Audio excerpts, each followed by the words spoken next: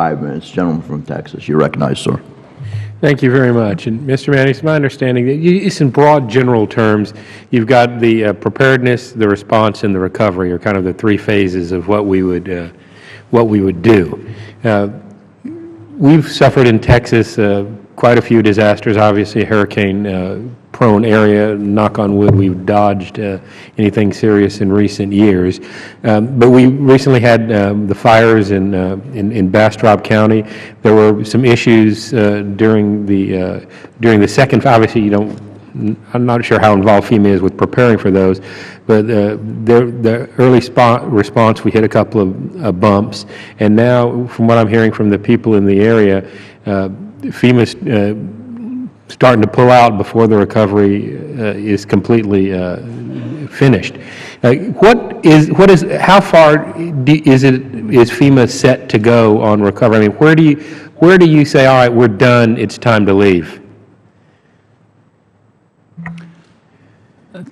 Thank you. Under the National Disaster Recovery Framework that we promulgated last year, it changes the way we approach recovery. We look at recovery as the economic viability of a community. The community is back functioning and back healthy.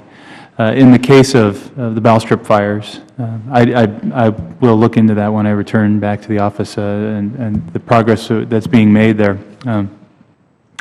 But generally, in recovery, we break our recovery activities into kind of two areas. We have public assistance, where we assist the government in local governments in rebuilding the infrastructure, and then our individual assistance, where we work with individuals and families. The NDRF takes a new approach at working with families, and we refer to as a whole community, with case management and ensuring that we work and follow through as individuals are trying to recover from the effects of disasters.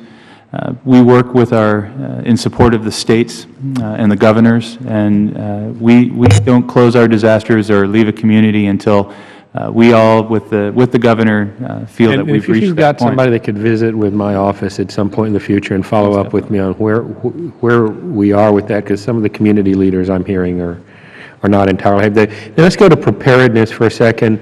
One of the things that's facing us in Texas is y'all are redoing flood maps for the federal flood insurance. It has substantial impact both on the government and in the private sector that's going down there. Is anything being, I assume the technology's improved for the mapping, and that's one of the reasons we're doing it. If there are others, I'd like to know about them. Does FEMA have any program or help available to local governments that are adversely affected by that, or some of the remediation efforts that they have to do to come into compliance with some of the new regulations, or do these maps just result in some sort of unfunded mandate for local governments? No, sir. We certainly do have the ability and do in many circumstances work to alleviate or find any problems that may have arisen. You're absolutely right. The map modernization project, risk map, and is a reflection of new technology and new ability to have much greater detail in our maps and a better understanding of our flood insurance rate maps of where areas are at risk. And I would be very happy to point our flood insurance mitigation division personnel to work with your office to find who in your community needs assistance and put them in touch with our people in FEMA and, of course, in FEMA Region 6 in Texas. All right, and I'll yield back the remainder of my time.